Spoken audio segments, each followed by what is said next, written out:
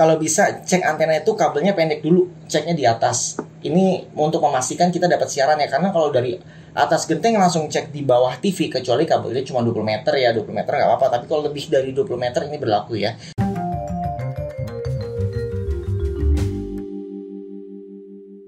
Assalamualaikum Sobat SPB. Jadi banyak yang menanyakan ke saya tentang booster, terutama di kolom komentar. Jadi contoh-contoh pertanyaannya ya, dia sudah punya antena rotator yang muter itu ya, yang pakai remote ya, bisa muter sendiri.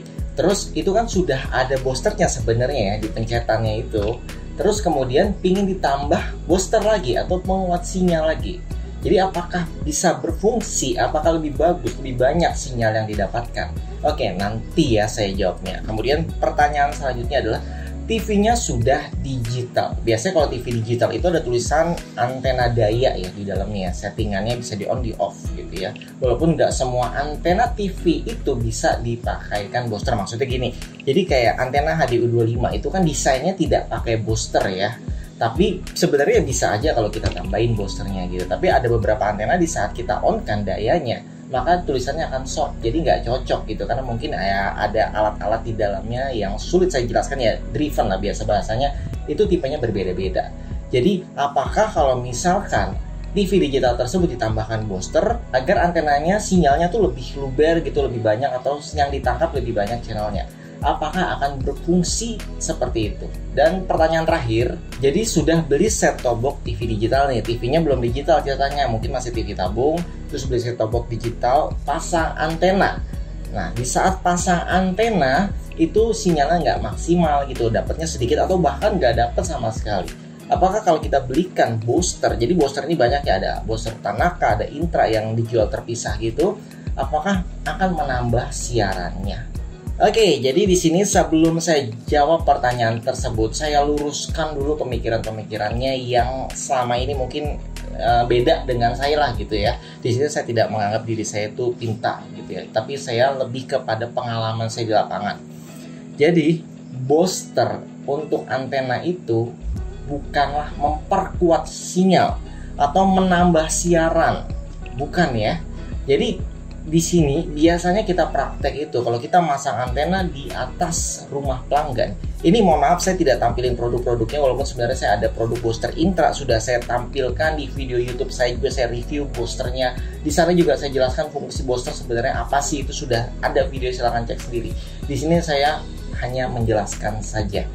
Jadi di saat kita masang antena, biasanya outdoor dan kita pasangnya tinggi ya di atas. Itu kita tes pakai kabel setidaknya 5-10 meter. Terus kita pasang ke set-top box kita atau ke alat buat cek siaran TV digitalnya. Itu kita cek, wah sudah dapat nih 50-60 channel gitu misalkan. Terus kita tarik ke bawah. Rumahnya itu 2 lantai. Jadi lantai dasar, lantai 1, lantai 2 gitu ya. Terus kita pasang di lantai paling atas tuh, jadi tingginya cuma butuh 5 meteran sebenarnya udah cukup. Jadi kita pasang misalkan 5 meter di atas, karena kita pasangnya tinggi ya.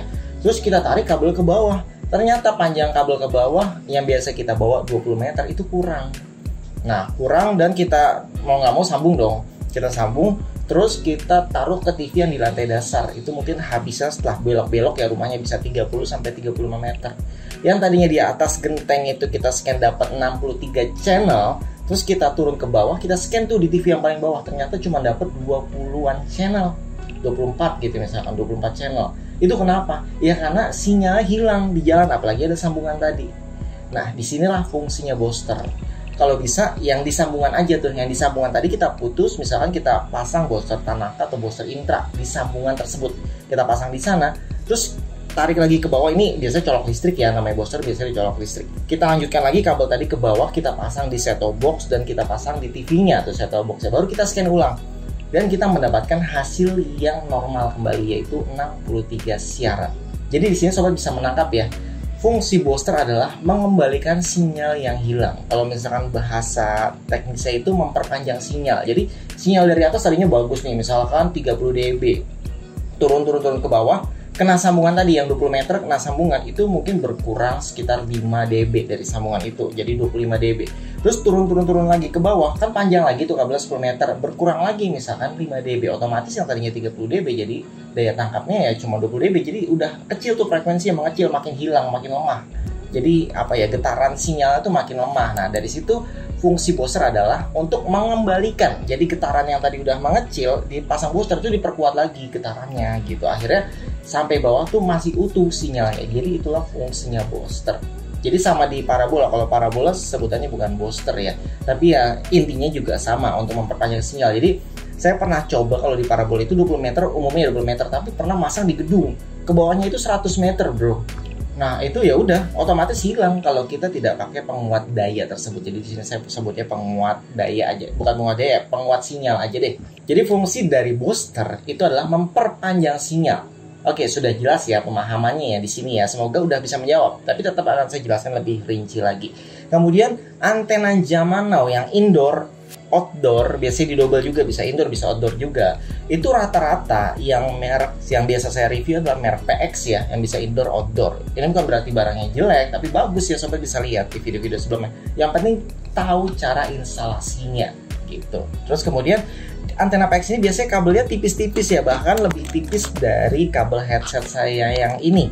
Nah, kenapa dia selalu ada boosternya gitu? Jadi booster di antena PX itu ada yang bentuknya USB langsung colok ke TV-nya, atau ke set-top box, ada yang bentuknya adaptor dicolok listriknya gitu ya. Jadi dari antena turun ke bawah, masuk ke booster dulu, terus baru nanti kepisah masuk ke set-top box atau ke TV digitalnya. Jadi dia butuh booster karena apa? Karena kabelnya tipis gitu. Sedangkan TV digital ini frekuensi bisa dibilang kuat gitu, dan butuh daya apa ya, daya pipanya tuh harus besar sebenarnya, karena yang ditarik ini adalah siaran digital yang megabitnya besar gitu, MB-nya besar, bisa sampai 5 MB mungkin atau bahkan lebih, ada yang kurang ya, tergantung stasiun TV-nya juga. Mereka ngasih siarannya berapa gitu, alokasi megabyte-nya. Jadi di sini paham ya kenapa antena rotator dan antena PX biasanya ya itu menggunakan booster ya, karena memang kabelnya ini biasanya kabel kecil gitu, karena biasanya bisa untuk ngirit budget juga kalau kabel kecil, atau ya menyeimbangkan antenanya kan tidak terlalu besar ya, kecil rata-rata. Ya kalau misalnya kabelnya besar ya aneh juga sih memang sih, karena di sini kan saya menyarankan kalau pakai antena outdoor yang beneran itu kabelnya bukan kabel antena lagi yang dipakai, tapi kabel parabola yang RG6 Belden atau Kitani. Yang RG6 ya yang saya sebutkan ya, bukan RG5. Kalau RG5 ya lebih cocok ke analog, karena di antena digital ini kita butuh yang serabutnya bukan tebal, serabutnya itu lebat, banyak watt. Terus kemudian yang tembaganya yang tebal, tembaga dalamnya yang tebal. Oke, terus ada pertanyaan. Jadi antena TV digital itu sebenarnya butuh booster atau tidak? Oke, jawabannya ya tadi ya, tergantung kebutuhannya. Kalau misalkan di daerah-daerah yang jauh dari pemancar itu kadang mereka naruh antenanya tinggi-tinggi loh, 20 meter ke atas. 20 meter itu biasanya udah paling rendah, pada 30 meter sampai dikasih apa tuh namanya, kawat-kawat ya, untuk mencegah antena itu goyang kena angin. Nah itu kan panjang banget pasti kabelnya, karena tinggi tiangnya aja udah 30 meter, otomatis sebelum turun terus belok-belok masuk rumahnya gitu ya, mungkin bisa habis 40 meteran atau bahkan lebih. Nah ini biasanya memang butuh booster. Nah, penempatan boosternya tergantung juga. Kalau misalkan saya pribadi, jika ada sambungan, saya taruhnya di tempat sambungan tersebut. Tapi kalau nggak ada sambungan, biasanya ada yang taruh di atas. Jadi taruhnya dekat sekitar 1-2 meter dari antena yang di atas. Ada juga yang naruhnya di atas loteng. Kalau ini sih biasanya ya pengalaman setiap orang berbeda-beda ya hasilnya. Kalau saya sih lebih nyarinya ya, kalau emang lagi butuh di atas, saya taruh di atas. Jadi saya random aja ya. Kalau lagi ada deket loteng ya, saya masukin ke loteng. Kalau misalkan emang nanggung sampai bawah sambungan 5 meter lagi, nanggung gitu ya. Jadi udah 25 meter di bawah, terus kurang 5 meter doang nih, ya udah di 25 meter itu di 25 meter itu saya pasang boosternya gitu. Yang penting kita cari deket colokan listrik aja sih, biasanya kita nyarinya gitu. Ada juga sih yang booster yang memang dicolokinnya di bawah listrik. Ada juga yang boosternya 2 ya, jadi di atas dipasang booster, bawah ada sambungan boosternya, jadi ini tempat listriknya untuk ngoper ke atas. Jadi booster juga tipenya beda-beda, tapi intinya sama, yaitu memperpanjang sinyal. Jadi kalau misalkan TV digital butuh booster atau enggak, ya jawabannya kalau misalkan kabelnya memang panjang banget, tapi dicek dulu, misalkan di luar rumah nih, di atas lah, pokoknya di atas genteng itu dicek pakai alat, atau kalau bisa ya bawa TV-nya sekalian. Kalau sobat nggak punya alat, bawa TV-nya, bawa set-top box di atas, ternyata dapat semua channel gitu ya, terus kita turun ke bawah dikit. Nah itu berarti butuh booster, daripada nanti harus merubah-rubah segala macam, ya lebih simpel beli booster daripada ganti kabel, ganti apa. Terus yang terakhir, misalkan sobat udah dapat siarannya, tapi siarannya itu kadang hilang atau macet-macet kayak kaset rusak. Nah ini sih sepengalaman saya itu bisa jadi antenanya kurang tinggi yang pertama.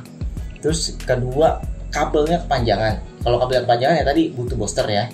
Terus kalau antenanya kurang tinggi harus ditinggikan dulu. Jadi pasin dulu tinggi. Jadi kalau misalkan udah ditinggikan nggak ngaruh ya berarti coba pasang booster. Tapi kalau pasang booster juga nggak ngaruh, ini wajib ganti antenanya. Karena saya udah coba semuanya itu. Jadi udah saya tinggikan nggak ngaruh, terus ganti kabelnya nggak ngaruh. Kabelnya saya ganti yang baru nggak ngaruh gitu ya. Terus tambah booster nggak ngaruh. Ternyata sembuhnya apa? Diganti antenanya. Gitu. Jadi yang pertama tips-tipsnya ya. Kalau bisa cek antena itu kabelnya pendek dulu, ceknya di atas. Ini untuk memastikan kita dapat siaran ya, karena kalau dari atas genteng langsung cek di bawah TV, kecuali kabelnya cuma 20 meter ya, 20 meter nggak apa-apa, tapi kalau lebih dari 20 meter ini berlaku ya. Kalau misalkan sobat, misal kabelnya 30 meter, antena di atas, cek TV di bawah, terus diputer-puter antenanya sambil di scan-scan itu, ya menurut saya kurang maksimal, karena nggak ketahuan. Misalkan sebenarnya kita udah dapat 60 channel, tapi karena kabel kepanjangan sampai bawah dalam masihnya akhirnya nggak kelihatan kalau kita ternyata udah dapat semua channel. Jadi itu tips dari saya ya. Oke, jadi kesimpulan dari semua pertanyaan tentang booster adalah ingat, booster itu bukan menambah channel, bukan menambah siaran, bukan menambah sinyal, tapi untuk memperpanjang. Ya efek dari memperpanjang ini kalau misalkan di atasnya tadi 63 channel, terus sampai di bawah karena kepanjangan kabel cuma dapat 24 channel, itu ditambah booster ya bener channelnya akan nambah. Tapi channelnya nambah ini bukan karena boosternya, tapi karena fungsi booster yang memperkuat getaran sinyalnya tersebut. Jadi getarannya sinyal udah menipis tuh di saat kabel kepanjangan, ada sambungan, apalagi sambungannya di tembok yang saya paling nggak suka sebenarnya, sambungan di tembok. Biasanya saya jebol, saya tarik tuh kabel langsurin ke set temboknya. Iya, biasanya saya selalu izin sama yang punya, Pak ini nggak akan bertahan lama kalau colokan di tembok ini gitu. Jadi saya tembus karena banyak banget penjelasannya, cuman nggak di video ini. Mungkin untuk yang colokan di tembok itu akan saya bahas di video terpisah, dan saya mungkin harus beli dulu ya untuk colokannya supaya bisa ngasih tips-tipsnya secara langsung. Oke, sampai di sini aja videonya. Semoga bermanfaat dan berguna. Jangan lupa di like, subscribe, dan komen. Sampai jumpa kembali. Salam sobat SPD. Wassalamualaikum warahmatullahi wabarakatuh.